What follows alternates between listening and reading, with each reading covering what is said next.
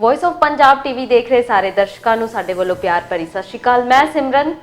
ਤੇ ਮੈਂ ਜਿੰਨੀ ਵਰਜਨੀ ਤੇ ਦੋਸਤੋ ਹਾਜ਼ਰ ਆ ਅਸੀਂ ਇੱਕ ਵਾਰੀ ਫੇਰ ਤੁਹਾਡੇ ਸਾਹਮਣੇ ਖਬਰਸਾਰ ਲੈ ਕੇ। ਤੇ ਅੱਜ ਦੀ ਜਿਹੜੀ ਪਹਿਲੀ ਖਬਰ ਅਸੀਂ ਤੁਹਾਡੇ ਸਾਹਮਣੇ ਕਰ ਰਹੇ ਹਾਂ ਉਹ ਹੈ ਮੁੱਖ ਮੰਤਰੀ ਨੇ ਅੱਜ ਸੱਦੀ ਦਿਹਾਤੀ ਵਿਕਾਸ ਬੋਰਡ ਦੀ ਮੀਟਿੰਗ ਰੱਖੀ ਹੈ। ਉਹ ਵੀ ਤੁਹਾਨੂੰ ਦੱਸ ਦਈਏ ਕਿ ਜਿਹੜਾ ਸਾਡੀ ਜਿਹੜੀ ਸੈਂਟਰ ਹੈ ਉਹਨਾਂ ਨੇ ਦਿਹਾਤੀ ਵਿਕਾਸ ਦੀ ਜਿਹੜੀ ਫੰਡ ਸੀਗਾ ਉਹ ਰੋਕ ਦਿੱਤਾ ਹੈ ਪੰਜਾਬ ਦੇ ਵਿੱਚ। ਤੇ ਮੈਮ ਤੁਸੀਂ ਇਸ ਬਾਰੇ ਕੀ ਕਹਿਣਾ ਚਾਹੋਗੇ? ਤੇ ਸਿਮਰਨ ਮੈਨੂੰ ਤਾਂ ਲੱਗਦਾ ਕਿ ਤਾਂ ਸੈਂਟਰ ਜਿਹੜੀ ਸਰਕਾਰ ਸਾਡੀ ਆ ਮੋਦੀ ਸਾਹਿਬ ਦੀ ਸਰਕਾਰ ਉਹ ਹਿੱਲ ਗਏ ਆ। ਕਿਉਂਕਿ ਉਹਨੂੰ ਜਿੱਦਾਂ ਕਹਿੰਦੇ ਹੁੰਦੇ ਨਾ ਜਦੋਂ ਕੋਈ ਆਪਾਂ ਕਹਿ ਲਈਏ ਕਿ ਬੁਖਲਾ ਗਏ ਆ ਤੇ ਉਹਨੂੰ ਪਤਾ ਨਹੀਂ ਲੱਗਦਾ ਕਿ ਅਸੀਂ ਹੁਣ ਪੰਜਾਬ ਦੇ ਇਸ ਕਿਸਾਨੀ ਅੰਦੋਲਨ ਨੂੰ ਤੋੜਨ ਵਾਸਤੇ ਕਰੀਏ ਤੇ ਕੀ ਕਰੀਏ। ਕਿਉਂਕਿ ਹੁਣ ਨਵੇਂ ਬਹਾਨੇ ਲੱਭ ਰਹੇ ਆ ਕਿ ਅਸੀਂ ਕੁਛ ਨਾ ਕੁਛ ਇਦਾਂ ਦਾ ਕਰੀਏ ਕਿ ਜਿੱਥੇ ਕਿਸਾਨ ਜਿਹੜੇ ਹੈਗੇ ਆ ਤੰਗ ਹੋ ਕੇ ਤੇ ਆਪਣਾ ਜਿਹੜਾ ਅੰਦੋਲਨ ਹੈਗਾ ਆ ਉਹਨੂੰ ਬੰਦ ਕਰਨ। ਤੇ ਤੁਹਾਨੂੰ ਕੀ ਲੱਗਦਾ ਕਿ ਇਦਾਂ ਦੇ ਸ਼ੋਸ਼ੇਬਾਜ਼ੀਆਂ ਕਰਕੇ ਦੇ ਇੰਨੇ ਕਿਸਾਨ ਆਪਣੇ ਕਮਜ਼ੋਰ ਤਾਂ ਨਹੀਂ ਹੋ ਸਕਦੇ ਜਿਹੜੇ ਦਿਨ ਰਾਤ ਭੁੱਖੇ ਤੇ ਆਏ ਬੈਠ ਕੇ ਵੀ ਧੁੱਪਾਂ ਦੇ ਵਿੱਚ ਬੈਠ ਕੇ ਉਹ ਇੱਕ ਜਦੋਜਹਿਦ ਕਰ ਰਹੀ ਆ ਤੇ ਇੰਨੀ ਛੇਤੀ ਉਹ ਹਾਰ ਮੰਨ ਜਾਣਗੇ। ਤੇ ਨਾਲ ਦੇ ਨਾਲ ਸਿਮਰਨ ਆਪਣੇ ਸੀਐਮ ਸਾਹਿਬ ਨੇ ਵੀ ਮੇਰੇ ਖਿਆਲ ਮੀਟਿੰਗ ਰੱਖੀ ਹੋਈ ਆ ਤੇ ਉਹਦੇ ਵਿੱਚ ਦੇਖੋ ਕਿ ਉਹ ਅੱਜ ਕੱਢਦੇ ਆ ਸਿੱਟਾ ਕੀ ਕੱਢਦੇ ਹੈਗਾ ਕਿ ਇਸ ਬਾਰੇ ਕੀ ਕੀਤਾ ਜਾਵੇ। ਬਿਲਕੁਲ। ਤੇ ਮੈਮ ਇੱਕ ਇਹ ਵੀ ਗੱਲ ਹੈ ਕਿ ਅਗਰ ਸਾਡੇ ਪੰਜਾਬ ਦਾ ਜਿਹੜਾ ਫੰਡ ਰੋਕਿਆ ਗਿਆ ਹੈ ਤੇ ਅਗਰ ਪੰਜਾਬ ਦਾ ਵਿਕਾਸ ਰੁਕ ਰਿਹਾ ਤੇ ਕਿਤੇ ਨਾ ਕਿਤੇ ਸਾਡੇ ਦੇਸ਼ ਦਾ ਵੀ ਵਿਕਾਸ ਜਿਹੜਾ ਹੈ ਉਹ ਰੁਕੇਗਾ ਕਿਉਂਕਿ ਪੰਜਾਬ ਜਿਹੜਾ ਹੈ ਉਹ ਸਾਡੇ ਦੇਸ਼ ਦਾ ਹੀ ਇੱਕ ਹਿੱਸਾ ਹੈ। ਐਂਡ ਐਵੇਂ ਦੇ ਜਿਹੜੇ ਇਹ ਪੈਂਤਰੇ ਅਜ਼ਮਾ ਰਹੇ ਨੇ ਮੈਨੂੰ ਨਹੀਂ ਲੱਗਦਾ ਕਿ ਇਹ ਕੋਈ ਵੱਡਾ ਜਿਹੜਾ ਬੰਦਾ ਹੈ ਇੱਕ ਇੰਨੇ ਵੱਡੇ ਲੈਵਲ ਤੇ ਤੁਸੀਂ ਬੈਠੇ ਹੋ ਤੇ ਤੁਸੀਂ ਇਸ ਤਰ੍ਹਾਂ ਦੀਆਂ ਹਰਕਤਾਂ ਕਰ ਰਹੇ ਹੋ ਤਾਂ ਮੈਨੂੰ ਨਹੀਂ ਲੱਗਦਾ ਕਿ ਇਹ ਸ਼ੋਭਾ ਦਿੰਦੀ ਹੈ। ਤੇ ਨਾਲ ਦੇ ਨਾਲ ਸਿਮਰਨ ਜਿੱਦਾਂ ਹੁਣ ਹੁੰਦਾ ਤੇ ਜਿਹੜਾ ਫੰਡ ਹੈਗਾ ਕਿ ਦਿਹਾਤੀ ਆਪਣਾ ਕਹਿ ਲਈਏ ਕਿ ਪਿੰਡਾਂ ਦਾ ਵਿਕਾਸ ਆ ਤੇ ਉਹ ਮੈਨੂੰ ਲੱਗਦਾ ਕਿ ਕਿਤੇ ਨਾ ਕਿਤੇ ਇੱਕ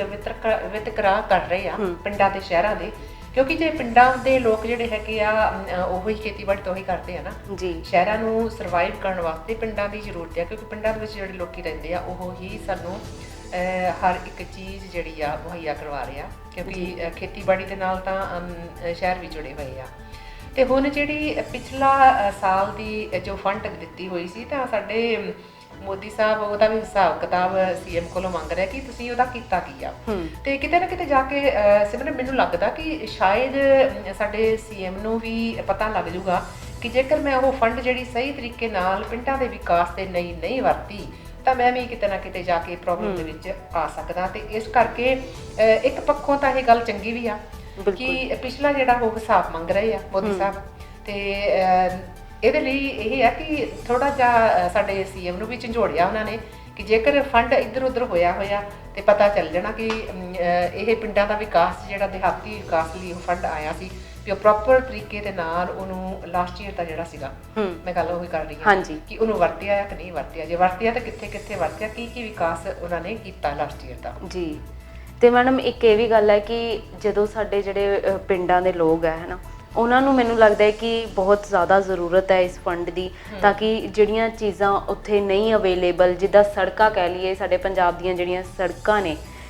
ਜਿੱਦਾਂ ਮੇਨ ਹਾਈਵੇਜ਼ ਤੇ ਚਲੋ ਵਧੀਆ ਨੇ ਬਟ ਜਿਹੜੀਆਂ ਬਾਕੀ ਸੜਕਾਂ ਨੇ ਮੈਨੂੰ ਲੱਗਦਾ ਕਿ ਉਹਨਾਂ ਨੂੰ ਬਹੁਤ ਜ਼ਰੂਰਤ ਹੈ ਮੁਰੰਮਤ ਵਗੈਰਾ ਦੀ। ਤਾਂ ਇਹ ਜਿਹੜਾ ਫੰਡ ਹੈ ਉਹ ਵੀ ਸਾਡੇ ਬਹੁਤ ਜ਼ਰੂਰੀ ਵੀ ਹੈ। ਤੇ ਜਿਹੜਾ ਪਿਛਲਾ ਫੰਡ ਦੀ ਜਿਵੇਂ ਤੁਸੀਂ ਗੱਲ ਕੀਤੀ ਹੈ ਤੇ ਇਹ ਗੱਲ ਮੈਂ ਤੁਹਾਡੇ ਨਾਲ ਬਿਲਕੁਲ ਸਹਿਮਤ ਹਾਂ ਕਿ ਜਿਹੜੇ ਸਾਡੇ ਕੈਪਟਨ ਸਾਹਿਬ ਨੇ ਜਿਵੇਂ ਕਿ ਪਿੱਛੇ ਕੋਵਿਡ ਵੀ ਨਿਕਲਿਆ ਹੈ ਤੇ ਉਹ ਦੱਸ ਰਹੇ ਸੀ ਕਿ ਉਹਨਾਂ ਕੋਲ ਇੰਨਾ ਫੰਡ ਪਿਆ ਹੈ ਤੇ ਉਹਨਾਂ ਨੇ ਜਿਹੜਾ ਹੈ ਇਹ ਫੰਡ ਇਸ ਲਈ ਬਚਾ ਕੇ ਰੱਖਿਆ ਤਾਂ ਕਿ ਅੱਗੇ ਕੋਈ ਮੁਸੀਬਤ ਆਉਂਦੀ ਹੈ ਪੰਜਾਬ ਤੇ ਤਾਂ ਉਹ ਉਸ ਫੰਡ ਨੂੰ ਜਿਹੜਾ ਉੱਥੇ ਯੂਜ਼ ਕਰ ਸਕੇ। ਤੇ ਹੁਣ ਵੇਖਣਾ ਇਹ ਹੈ ਕਿ ਜਿਹੜੇ ਸਾਡੇ ਕੈਪਟਨ ਸਾਹਿਬ ਨੇ ਉਹ ਕੀ ਫੈਸਲਾ ਲੈਂਦੇ ਨੇ ਤੇ ਉਹ ਸਾਡੇ ਪੰਜਾਬ ਦੇ ਹੱਕ ਵਿੱਚ ਹੋਏਗਾ ਜਾਂ ਨਹੀਂ। ਤੇ ਜਿੱਦਾਂ ਸਿਮਰਨ ਤੁਸੀਂ ਗੱਲ ਕੀਤੀ ਆ ਕਿ ਜਿਹੜੀ ਕੋਵਿਡ ਦੇ ਦੌਰਾਨ ਜਿਹੜੀ ਸੀਐਮ ਦੀ ਤੇ ਪੀਐਮ ਫੰਡ ਇਕੱਠੀ ਹੋਈ ਆ ਜੀ ਤੇ ਜੇਕਰ ਮੋਦੀ ਸਾਹਿਬ ਪੰਜਾਬ ਦੇ ਕੋਲੋਂ ਹੀ ਹਿਸਾਬ ਕਿਤਾਬ ਮੰਗਦੇ ਆ ਤੇ ਮੈਨੂੰ ਲੱਗਦਾ ਕਿ ਦੇਸ਼ ਦੀ ਜਿਹੜੀ ਪਬਲਿਕ ਆ ਆਵਾਮ ਆ ਤੇ ਮੋਦੀ ਸਾਹਿਬ ਕੋਲੋਂ ਵੀ ਹਿਸਾਬ ਮੰਗਣਾ ਚਾਹੀਦਾ ਕਿ ਮੋਦੀ ਸਾਹਿਬ ਜਿਹੜੇ ਕੋਵਿਡ ਦੇ ਨਾਂ ਦੇ ਉੱਤੇ ਤੁਸੀਂ ਪੀਐਮ ਫੰਡ ਰਿਲੀਫ ਫੰਡ ਇਕੱਠਾ ਕੀਤਾ ਸੀ ਤੇ ਉਹਦਾ ਹਿਸਾਬ ਵੀ ਜਨਤਾ ਨੂੰ ਕੱਢ ਕੇ ਦਿਖਾਉਣਾ ਤੁਹਾਡਾ ਫਰਜ਼ ਆ ਕਿਉਂਕਿ ਤੁਸੀਂ ਤਾਂ ਆਪਣੇ ਇੱਕ ਪੈਸੇ ਦਾ ਹਿਸਾਬ ਮੰਗਦੇ ਆ ਤੇ ਉਹ ਪੈਸਾ ਜਨਤਾ ਦਾ ਸੀ ਜਿਹੜੇ ਤੁਹਾਡੇ ਫੰਡ ਦੇ ਵਿੱਚ ਆਇਆ ਤੇ ਉਹ ਵੀ ਹਿਸਾਬ ਜਨਤਾ ਨੂੰ ਮੰਗਣਾ ਚਾਹੀਦਾ ਸਾਡੇ PM ਦੇ ਕੋਲੋਂ, ਚਾਹੇ CM ਦੇ ਫੰਡ ਦੇ ਵਿੱਚ ਵੀ ਬਥੇਰਾ ਪੈਸਾ ਆਇਆ, ਤੇ ਸਾਨੂੰ ਨਹੀਂ ਪਤਾ ਵੀ ਉਹ ਪੈਸਾ ਗਿਆ ਕਿੱਥੇ ਲਾਇਆ ਇਹਨਾਂ ਨੇ। ਕਿਉਂ ਜਿਹੜੀ ਸਾਡੀ ਗਵਰਨਮੈਂਟ ਆ ਇੱਕ ਦੂਜੇ ਦੇ ਨਾਲ ਇਹ ਇੱਕ ਜਿੱਦਾਂ ਕਹਿੰਦੇ ਹੁੰਦੇ ਆ ਉਹ ਚਿੜੀ ਬੱਲੇ ਵਾਲੀ ਗੇਮ ਖੇਡਦੇ ਆ, ਕਦੇ ਇੱਧਰ ਸਿੱਟਦੇ ਤੇ ਕਦੇ ਉੱਧਰ ਸਿੱਟਦੇ ਆ, ਤੇ ਪਬਲਿਕ ਨੂੰ ਉਹ ਇੱਕ ਬੋਲ ਬਣਾ ਲੈਂਦੇ ਆ, ਜਿੱਦਾਂ ਕਹਿ ਲਈਏ ਚਿੜੀ ਬਣਾ ਲੈਂਦੇ ਆ, ਤੇ ਇੱਕ ਦੇ ਹੱਥ ਦੋਨਾਂ ਹੱਥ ਬੈਠ ਹੈਗੀ ਆ ਤਾਂ ਇੱਕ ਦੂਜੇ ਬਾਲ ਸਿੱਟਦੇ ਆ, ਤੇ ਪਬਲਿਕ ਜਿਹੜੀ ਆ ਵਿੱਚ ਪੀਸੀ ਜਾਂਦੀ ਆ। ਬਟ ਪਬਲਿਕ ਦਾ ਵੀ ਸਾਡਾ ਫਰਜ਼ ਬਣਦਾ ਕਿ ਜੇਕਰ ਅਸੀਂ ਪੈਸਾ ਦੇ ਰਹੇ ਆ ਕਿਸੇ ਫੰਡ ਵਾਲੇ, ਚਾਹੇ ਉਹ COVID-19 ਨੂੰ ਲੈ ਕੇ ਆ, ਚਾਹੇ ਹੋਰ ਵੀ ਬਥੇਰੀ ਤਰ੍ਹਾਂ ਦੇ ਇਹਨਾਂ ਨੇ ਫੰਡ ਇਕੱਠੇ ਕੀਤੇ ਆ, ਸਪੈਸ਼ਲੀ ਆਪਾਂ ਗੱਲ ਕਰ ਰਹੇ ਹਾਂ COVID-19 ਦੇ ਫੰਡ ਦੀ ਜੀ। ਤੇ ਜੇਕਰ ਪ੍ਰਾਈਮ ਮਿਨਿਸਟਰ ਸਾਡੇ ਸਵਾਲ ਜਵਾਬ ਕਰਦੇ ਆ ਕਿ ਹਾਂਜੀ ਫੰਡ ਦਾ ਹਿਸਾਬ ਦਿਓ, ਤਾਂ ਉਹਨਾਂ ਦਾ ਵੀ ਫਰਜ਼ ਬਣਦਾ ਕਿ ਜਿਹੜੇ ਤੁਹਾਡੀ ਜੇਬ ਦੇ ਵਿੱਚ ਤੁਹਾਡੇ ਫੰਡ ਦੇ ਵਿੱਚ ਪੈਸੇ ਆਏ ਆ ਤੇ ਉਹ ਆਵਾਮ ਦੇ ਪੈਸੇ ਆ, ਤੇ ਉਹਦਾ ਵੀ ਹਿਸਾਬ ਕਿਤਾਬ ਉਹਨਾਂ ਨੂੰ ਜ਼ਰੂਰ ਦੇਣਾ ਚਾਹੀਦਾ। ਬਿਲਕੁਲ ਮੈਡਮ। ਹਾਂਜੀ, ਤੇ ਹੁਣ ਅਗਲੀ ਜਿਹੜੀ ਖਬਰ ਹੈ ਉਹ ਇਹ ਹੈ ਕਿ ਜਿਹੜੇ ਸਾਡੇ ਪੰਚਕੂਲਾ ਦੇ ਵਿੱਚ ਗਊਸ਼ਾਲਾ ਧਾਮ ਹੈ, ਉੱਥੇ 80 ਗਊਆਂ ਦੀ ਮੌਤ ਹੋਈ ਹੈ, ਤੇ ਇਸ ਦਾ ਕਾਰਨ ਹਜੇ ਪੁਖਤਾ ਤੌਰ ਤੇ ਨਹੀਂ ਆਇਆ, ਪਰ ਇਸ ਦਾ ਕਾਰਨ ਹਜੇ ਜਿਹੜਾ ਦੱਸਿਆ ਜਾ ਰਿਹਾ ਉਹ ਇਹ ਹੈ ਕਿ ਸ਼ਾਇਦ ਫੂਡ ਪੋਇਜ਼ਨਿੰਗ ਕਰਕੇ ਹੀ ਇਹ ਚੀਜ਼ ਹੋਈ ਹੈ।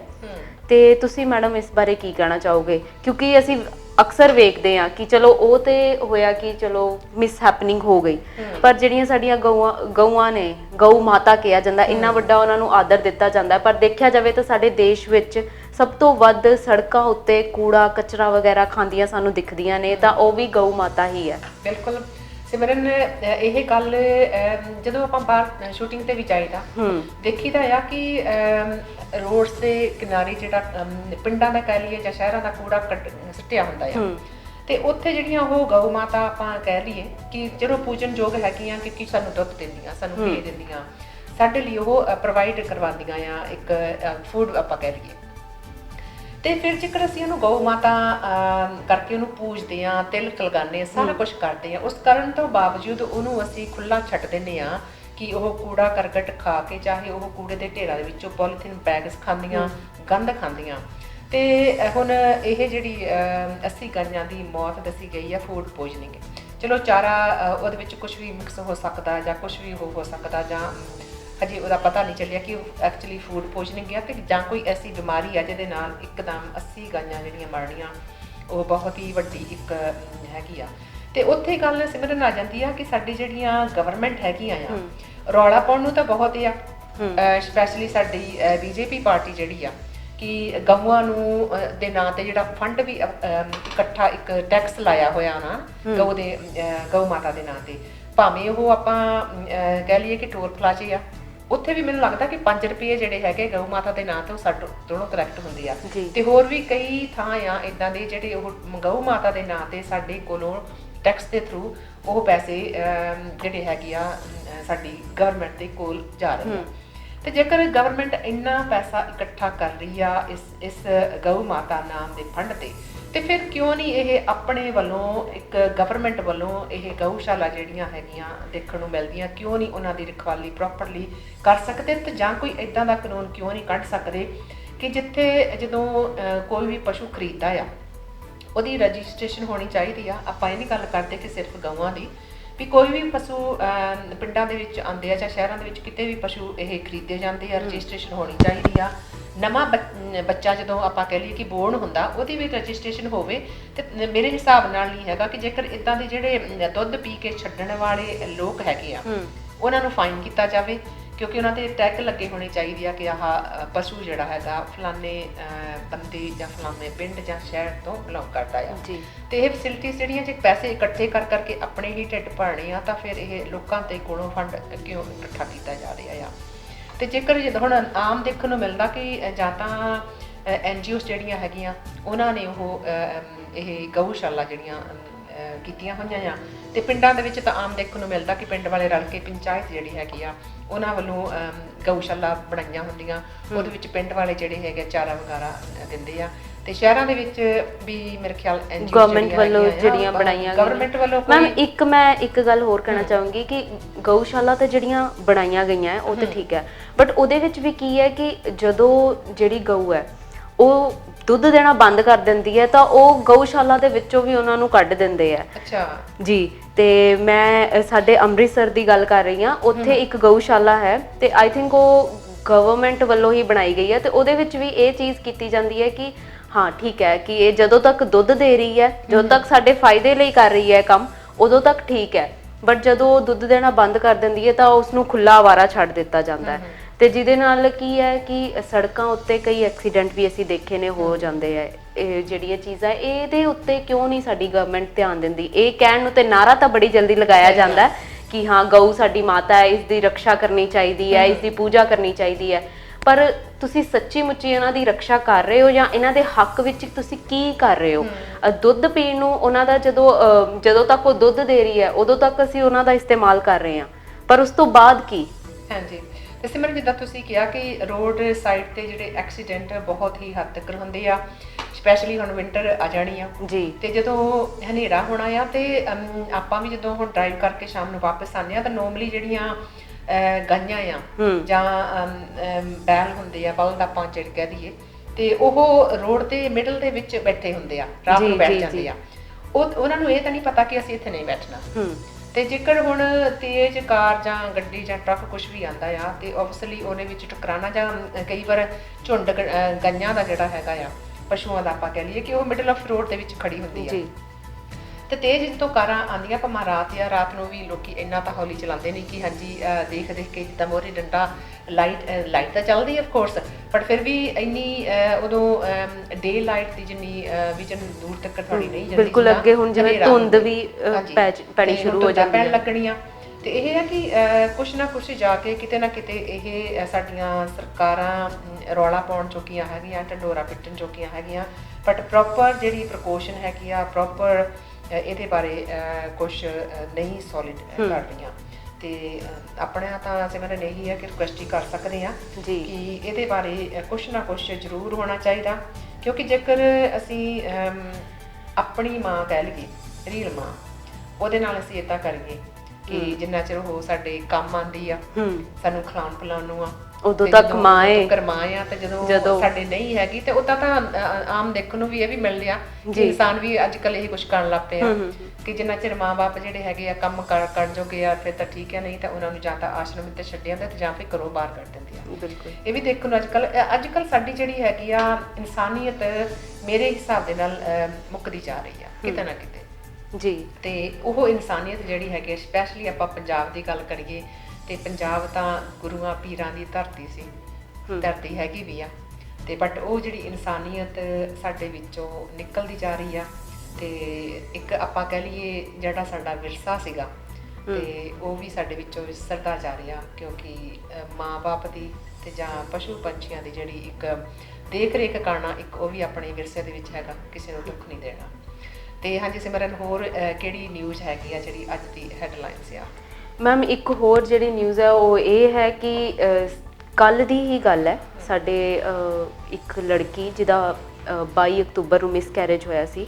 ਉਹ ਦੇਹਰਾਦੂਨ ਤੋਂ ਇੱਥੇ ਪੀਜੀਆਈ ਆਏ ਨੇ। ਉਹਨਾਂ ਨੂੰ ਵੈਂਟੀਲੇਟਰ ਦੀ ਜ਼ਰੂਰਤ ਸੀ, ਪਰ ਪੀਜੀਆਈ ਵਾਲਿਆਂ ਨੇ ਇਹ ਕਹਿ ਕੇ ਮਨਾ ਕਰ ਦਿੱਤਾ ਕਿ ਉਹਨਾਂ ਦੇ ਇੱਥੇ ਜਗ੍ਹਾ ਨਹੀਂ ਆ। ਉਹਨਾਂ ਨੇ 32 ਦੇ ਹਸਪੀਟਲ ਦੇ ਵਿੱਚ ਉਹਨਾਂ ਨੂੰ ਰੈਫਰ ਕੀਤਾ, ਬਟ ਉੱਥੇ ਵੀ ਉਹਨਾਂ ਨੂੰ ਇਹੀ ਚੀਜ਼ ਸੁਣਨ ਨੂੰ ਮਿਲੀ ਜਿਹਦੇ ਕਰਕੇ ਕਿ ਉਹ ਲੜਕੀ ਦੀ ਜਿਹੜੀ ਹੈ ਮੌਤ ਹੋ ਗਈ। ਤੇ ਮੈਨੂੰ ਇਹ ਲੱਗਦਾ ਹੈ ਕਿ ਕਿਤੇ ਨਾ ਕਿਤੇ ਕਿ ਜਿਹੜੇ ਸਾਡੇ ਗਵਰਨਮੈਂਟ ਹਸਪੀਟਲ ਹੈ ਉਹ ਆਮ ਜਨਤਾ ਲਈ ਖੋਲ੍ਹੇ ਗਏ ਆ, ਬਟ ਅਗਰ ਉਹਨਾਂ ਦੇ ਹੀ ਇਹ ਕੰਮ ਨਹੀਂ ਆਉਣਗੇ ਤਾਂ ਫਿਰ ਇਹਨਾਂ ਦਾ ਫਾਇਦਾ ਕੀ ਹੈ? ਫਿਰ ਗਰੀਬ ਇਨਸਾਨ ਕਿੱਥੇ ਜਾਵੇ? ਸਿਮਰਨ ਸਹੀ ਗੱਲ ਹੈ, ਸਪੈਸ਼ਲੀ ਜਦ ਲੇਡੀਜ਼ ਦੀ ਪ੍ਰੋਬਲਮ ਸ਼ੁਰੂ ਹੁੰਦੀ ਆ, ਆਪਾਂ ਕਹਿ ਲਈਏ ਕਿ ਡਿਲੀਵਰੀ ਟਾਈਮ, ਤੇ ਉਦੋਂ ਇੱਕ ਉਹਨਾਂ ਨੂੰ ਮੈਟਰਨਿਟੀ ਵਾਰਡ ਜਿਹੜਾ ਹੈਗਾ ਜਿੱਥੇ ਬੱਚੇ ਦੀ ਡਿਲੀਵਰੀ ਹੁੰਦੀ ਆ, ਜਾਂ ਲੇਡੀਜ਼ ਦੀ ਕੋਈ ਵੀ ਪ੍ਰੋਬਲਮ ਲੈ ਕੇ, ਹੁਣ ਜਿੱਦਾਂ ਉਹਨਾਂ ਦਾ ਮਿਸਕੈਰੇਜ ਹੋ ਗਈ ਤਾਂ ਉਹਨਾਂ ਨੂੰ ਪ੍ਰੋਪਰ ਜਿਹੜੀ ਟ੍ਰੀਟਮੈਂਟ ਦੀ ਜ਼ਰੂਰਤ ਸੀਗੀ। ਤੇ ਇਹ ਜਿੱਦਾਂ ਫੈਸਿਲਿਟੀਜ਼ ਜਿਹੜੀਆਂ ਸਾਡੇ ਸਰਕਾਰੀ ਹਸਪੀਟਲ ਵਿੱਚ ਕਿਉਂ ਪ੍ਰੋਪਰ ਵਾਰਡ ਨਹੀਂ ਬਣਾਉਂਦੇ, ਜੇ ਬਣਾਉਂਦੇ ਆ ਤੇ ਉਹਨਾਂ ਨੂੰ ਐਕਸਟੈਂਡ ਕਿਉਂ ਨਹੀਂ ਕਰਦੇ? ਕਿਉਂ ਨਹੀਂ ਜਿਹੜੇ ਏਰੀਏ ਜਿਹੜੇ ਹੈਗੇ ਆ ਉਹਦੇ ਵਿੱਚ ਉਹਨਾਂ ਨੂੰ ਜਿਹੜੀਆਂ ਪ੍ਰੈਗਨੈਂਟ ਲੇਡੀਜ਼ ਜਿਹੜੀਆਂ ਹੈਗੀਆਂ ਉਹਨਾਂ ਨੂੰ ਬਕਾਇਦਾ ਉੱਥੇ ਰਜਿਸਟ੍ਰੇਸ਼ਨ ਹੋਵੇ ਕਿ ਆਹ ਇੰਨੀਆਂ ਲੇਡੀਜ਼ ਜਿਹੜੀਆਂ ਇੱਥੇ ਅਟੈਂਡ ਕਰ ਸਕਦੀਆਂ। ਜੇਕਰ ਤੁਸੀਂ ਉਹਨਾਂ ਨੂੰ ਨਹੀਂ ਬਕਾਇਦਾ ਅਟੈਂਡ ਕਰ ਸਕਦੇ ਤਾਂ ਤੁਸੀਂ ਰਿਫੇਅਰ ਪਹਿਲਾਂ ਹੀ ਉਹਨਾਂ ਨੂੰ ਕਰੋ ਕਿ ਜਦੋਂ ਵੀ ਤੁਹਾਨੂੰ ਪ੍ਰੋਬਲਮ ਆਉਂਦੀ ਆ ਤਾਂ ਤੁਸੀਂ ਫਲਾਂ ਹਸਪੀਟਲ ਦੇ ਵਿੱਚ ਜਾ ਕੇ ਹੀ ਆਪਣਾ ਇਲਾਜ ਜਿਹੜਾ ਕਰਾ ਸਕਦੇ ਹਾਂ, ਕਿਉਂਕਿ ਫੋਰਨ ਕੰਟਰੀ ਵਿੱਚ ਇੱਦਾਂ ਹੀ ਹੁੰਦਾ ਜੀ। ਹਾਂਜੀ, ਕਿਉਂਕਿ ਉਹਨਾਂ ਨੂੰ ਪਤਾ ਹੁੰਦਾ ਕਿ ਸਾਡੇ ਏਰੀਏ ਦੇ ਵਿੱਚ ਜਿਹੜੀਆਂ ਲੇਡੀਜ਼ ਹੈਗੀਆਂ ਉਹਨਾਂ ਨੂੰ ਪਹਿਲਾਂ ਆਪਣੇ ਡਾਕਟਰ ਦੇ ਨਾਲ ਰਜਿਸਟ੍ਰੇਸ਼ਨ ਕਰਨਾ ਪੈਂਦਾ ਕਿ ਮੈਂ ਪ੍ਰੈਗਨੈਂਟ ਆ। ਉਸ ਤੋਂ ਬਾਅਦ ਹਸਪੀਟਲ ਜਿਹੜੇ ਵਿੱਚ ਜਾ ਕੇ ਉਹਦੀ ਡਿਲੀਵਰੀ ਹੋਣੀ ਹੁੰਦੀ ਆ, ਉੱਥੇ ਉਹਦੀ ਪ੍ਰੋਪਰ ਜਿਹੜੀ ਹੈਗੀ ਆ ਰੈਗੂਲਰ ਚੈੱਕਅਪ ਹੁੰਦੀਆਂ ਆ ਡਿਲੀਵਰੀ ਤੱਕ। ਤੇ ਉਸੇ ਹੀ ਹਸਪੀਟਲ ਤੁਸੀਂ ਜਾ ਕੇ ਜਿਹੜੀ ਹੈਗੀ ਆ ਉਹ ਡਿਲੀਵਰੀ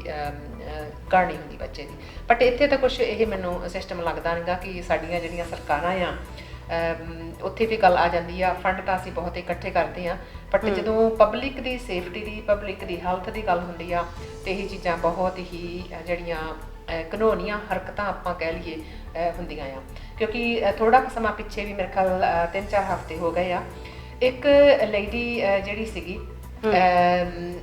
ਉਹਦੀ ਡਿਲੀਵਰੀ ਜਿਹੜੀ ਹੈਗੀ ਆ ਬੈੱਡ ਨਾ ਹੋਣ ਕਰਕੇ ਤੇ ਹਸਪੀਟਲ ਦੇ ਕਾਰ ਪਾਰਕ ਦੇ ਵਿੱਚ ਹੋਈ। ਤੇ ਕਿੰਨੀ ਸ਼ਰਮਨਾਕ ਗੱਲ ਆ ਕਿ ਇੱਕ ਔਰਤ ਇੱਕ ਇੰਨੇ ਡਿਫਿਕਲਟ ਟਾਈਮ, ਇੰਨਾ ਔਖਾ ਟਾਈਮ ਹੁੰਦਾ ਤੇ ਇੱਕ ਪਰਸਨਲ ਕਹਿ ਲਈਏ ਪ੍ਰਾਈਵੇਸੀ ਵਾਲਾ ਉਹ ਟਾਈਮ ਹੁੰਦਾ ਕਿ ਉਸ ਨੂੰ ਆਪਣੇ ਬੱਚੇ ਦੀ ਡਿਲੀਵਰੀ ਜਿਹੜੀ ਹੈਗੀ ਆ ਹਸਪੀਟਲ ਦੇ ਪਾਰਕਿੰਗ ਦੇ ਵਿੱਚ ਸਾਰੀ ਪਬਲਿਕ ਦੇ ਸਾਹਮਣੇ ਕਰਨੀ ਪਈ। ਤੇ ਸਾਡੇ ਵਾਸਤੇ ਇਹ ਕਿੰਨੀ ਕੁ ਸ਼ਰਮਨਾਕ ਗੱਲ ਬਿਲਕੁਲ ਕਿ ਐਡਾ ਵੱਡਾ ਹਸਪੀਟਲ ਹੋ ਕੇ ਤੁਸੀਂ ਇੱਕ ਕਮਰਾ ਨਹੀਂ ਪ੍ਰੋਵਾਈਡ ਕਰ ਸਕਦੇ ਇੱਕ ਔਰਤ ਲਈ, ਤੇ ਬਹੁਤ ਵੱਡੀ ਮੈਂ ਕਹਾਂਗੀ ਬਹੁਤ ਹੀ ਸ਼ਰਮ ਵਾਲੀ ਗੱਲ ਹੈ। ਅਸੀਂ ਕਹਿਣ ਨੂੰ ਤੇ ਕਹਿ ਦਿੰਦੇ ਹਾਂ ਕਿ ਅਸੀਂ ਇਹ ਹਸਪੀਟਲ ਬਣਾਇਆ ਹੈ ਜੀ, ਸਾਡਾ ਫੋਰਨ ਤੋਂ ਵੀ ਜ਼ਿਆਦਾ ਵਧੀਆ ਹੈ, ਪਰ ਜਦੋਂ ਸੇਫਟੀ ਦੀ ਗੱਲ ਆਉਂਦੀ ਹੈ ਤਾਂ ਉਦੋਂ ਸਾਡੀ ਸਰਕਾਰ ਕਿੱਥੇ ਜਾਂਦੀ ਹੈ, ਜਾਂ ਉਦੋਂ ਸਾਡੇ ਜਿਹੜੇ ਡਾਕਟਰਸ ਨੇ ਉਹ ਕਿੱਥੇ ਜਾਂਦੇ ਨੇ। ਉਹਨਾਂ ਨੂੰ ਨਹੀਂ ਲੱਗਦਾ ਕਿ ਇੱਕ ਸਿਰਫ ਲੇਡੀ ਹੀ ਨਹੀਂ ਮੈਮ, ਹਰ ਕਿਸੇ ਨੂੰ ਜਦੋਂ ਇੱਕ ਮਰੀਜ਼ ਹੁੰਦਾ ਆ। ਸਪੈਸ਼ਲੀ ਉਹ ਗੱਲ ਕਰ ਰਹੇ ਸੀ ਲੜਕੀ ਦੀ, ਤਾਂ ਇਹ ਗੱਲ ਆਪਾਂ ਕੀਤੀ ਹੈ ਕਿ ਲੇਡੀਜ਼ ਵਾਸਤੇ ਵੀ ਇੱਕ ਨਹੀਂ, ਪਹਿਲੇ ਵੀ ਕੋਵਿਡ-19 ਦੇ ਵਿੱਚ ਵੀ ਮੇਰੇ ਕੋਲ 1-2 ਡਿਲੀਵਰੀ ਜਿਹੜੀਆਂ ਹੈਗੀਆਂ ਹਸਪੀਟਲ ਤੋਂ ਉਹਨਾਂ ਨੇ ਐਡਮਿਟ ਕਰਨਾ ਕੀਤਾ ਹੀ ਨਹੀਂ ਤੇ ਬਾਹਰ ਹੀ ਉਹਨਾਂ ਨੂੰ ਪਾਰਕਿੰਗ ਦੇ ਵਿੱਚ ਹੀ ਉਹਨਾਂ ਦੇ ਬੱਚਿਆਂ ਦੀ ਡਿਲੀਵਰੀ ਜਿਹੜੀ ਹੋਈ ਆ। ਤੇ ਸੇਮ ਟਾਈਮ ਇਹੀ ਹੋ ਜਾਂਦਾ ਕਿ ਕਈ ਵਾਰ ਜਿਹੜਾ ਹੈਗਾ ਕਿ ਇਲਾਜ ਦੇ ਦੁੱਖੋਂ ਹਸਪੀਟਲ ਜਿਹੜੇ ਹੈਗੇ ਆ ਇੰਟਰ ਨਹੀਂ ਹੋਣ ਦਿੰਦੇ ਤੇ ਇਨਸਾਨ ਦੀ ਜਿਹੜੀ ਹੈਗੀ ਆ ਮੌਤ ਹੋ ਜਾਂਦੀ ਹੈ। ਬਿਲਕੁਲ। ਤੇ ਇਹੀ ਚੀਜ਼ਾਂ ਨੂੰ ਲੈ ਕੇ ਦੁੱਖ ਬਹੁਤ ਹੁੰਦਾ ਕਿ ਇਨਸਾਨੀਅਤ ਜਿਹੜੀ ਹੈਗੀ ਆ ਸਾਡੇ ਵਿੱਚ ਮਰ ਚੁੱਕੀ ਆ। ਇੱਕ ਡਾਕਟਰ ਨੂੰ ਤਾਂ ਆਪਾਂ ਰੱਬ ਦਾ ਰੂਪ ਕਹਿੰਦੇ ਆ, ਬਟ ਜਦੋਂ ਉਹੀ ਹੀ ਰੱਬ ਸਾਨੂੰ ਆਪਣੇ ਦਰਵਾਜ਼ੇ ਭੇੜ ਲੈਂਦਾ ਤੇ ਉਹਨਾਂ ਤੋਂ ਵੀ ਯਕੀਨ ਉੱਠ ਜਾਂਦਾ ਕਿ ਨਹੀਂ ਇਹ ਰੱਬ ਨਹੀਂ, ਇਹ ਵੀ ਇਨਸਾਨ ਹੀ ਆ। ਇਨਸਾਨ ਨੂੰ ਜਦੋਂ ਲਾਲਚ ਹੁੰਦਾ ਆ ਨਾ ਤੇ ਉਹ ਫਿਰ ਆਪਣੀ ਇੱਕ ਅਸਲੀਅਤ ਦੇ ਵਿੱਚ ਨਿਕਲ ਜਾਂਦਾ ਜੀ। ਤੇ ਹਾਂਜੀ ਸਿਮਰਨ, ਮੈਨੂੰ ਲੱਗਦਾ ਕਿ ਅੱਜ ਹੁਣ ਇੰਨਾ ਕਾਫੀ ਆ ਜੀ ਬਿਲਕੁਲ। ਹਾਂਜੀ, ਤੇ ਉਮੀਦ ਕਰਦੇ ਹਾਂ ਕਿ ਜਿਹੜੀ ਸਾਡੀ ਗਵਰਨਮੈਂਟ ਆ ਚੀਜ਼ਾਂ ਵੱਲ ਵੀ ਧਿਆਨ ਦੇਗੀ ਤੇ ਕੁਝ ਜਿਹੜੇ ਹੈ ਸੇਫਟੀ ਕੁਝ ਨਵੇਂ ਰੂਲਸ, ਤਾਂ ਕਿ ਜਿਹੜੇ ਸਾਡੇ ਦੇਸ਼ ਦੀ ਆਵਾਮ ਹੈ ਉਹ ਸੇਫਟੀ ਦੇ ਨਾਲ ਇੱਥੇ ਰਹਿ ਸਕੇ, ਉਹਨਾਂ ਦੇ ਜਿਹੜੀ ਹੈ ਨਵੇਂ ਰੂਲਸ ਕੱਢ ਸਕੇ। ਤਾਂ ਅਸੀਂ ਤਾਂ ਰਿਕੁਐਸਟ ਹੀ ਕਰ ਸਕਦੇ ਹਾਂ ਮੈਮ, ਤੇ ਬਾਕੀ ਸਾਡੀ ਗਵਰਨਮੈਂਟ ਦੇ ਉੱਤੇ ਹੈ। ਹੁਣ ਦੇਖਦੇ ਹਾਂ ਉਹ ਕੀ ਫੈਸਲਾ ਲੈਂਦੀ ਹੈ ਐਂਡ ਉਹ ਇਹਨਾਂ ਚੀਜ਼ਾਂ ਉੱਤੇ ਧਿਆਨ ਦਿੰਦੀ ਹੈ ਜਾਂ ਨਹੀਂ ਦਿੰਦੀ ਹੈ। ਤੇ ਉਮੀਦ ਕਰਦੇ ਹਾਂ ਤੁਹਾਨੂੰ ਅੱਜ ਦਾ ਐਪੀਸੋਡ ਹੈ ਉਹ ਚੰਗਾ ਲੱਗਾ ਹੋਏਗਾ। ਦੋਸਤੋ ਸਾਨੂੰ ਲਾਈਕ ਤੇ ਕਮੈਂਟ ਕਰਕੇ ਜ਼ਰੂਰ ਦੱਸਿਓ। ਤੇ ਹਾਂਜੀ ਦੋਸਤੋ, ਜਿੰਨਾ ਚਿਰ ਤੁਹਾਡੀਆਂ ਕਮੈਂਟਸ ਨਹੀਂ ਆਉਣਗੀਆਂ, ਸਾਨੂੰ ਜਿਹੜੇ ਹੈਗੇ ਆ ਤੁਹਾਡੇ ਸੁਜੈਸਸ਼ਨ ਜਿਹੜੇ ਆ ਉਹ ਵੀ ਜ਼ਰੂਰ ਭੇਜਣਾ, ਕਿਉਂਕਿ ਤੁਹਾਡੇ ਸੁਜੈਸਸ਼ਨ ਤੇ ਕਮੈਂਟਸ ਜਿਹੜੀਆਂ ਸਾਡੇ ਲਈ ਬਹੁਤ ਹੀ ਇੱਕ ਹੈਲਪਫੁਲ ਹੋਣਗੀਆਂ ਇਸ ਪ੍ਰੋਗਰਾਮ ਨੂੰ ਤੁਹਾਡੇ ਤੱਕ ਵਧੀਆ ਤਰੀਕੇ ਦੇ ਨਾਲ ਪਹੁੰਚਾਉਣ ਵਾਸਤੇ। ਤੇ ਦੇਖਦੇ ਰਹਿਣਾ ਇੱਦਾਂ ਹੀ ਤੁਹਾਡਾ ਆਪਣਾ ਮਨਪਸੰਦ ਵੌਇਸ ਆਫ ਪੰਜਾਬ। ਤੇ ਹਾਂਜੀ ਸਿਮਰਨ, ਹੁਣ ਸਾਨੂੰ ਦਿਓ ਇਜਾਜ਼ਤ ਤੇ ਜਲਦੀ ਮਿਲਦੇ ਹਾਂ। ਸਤਿ ਸ਼੍ਰੀ ਅਕਾਲ ਜੀ।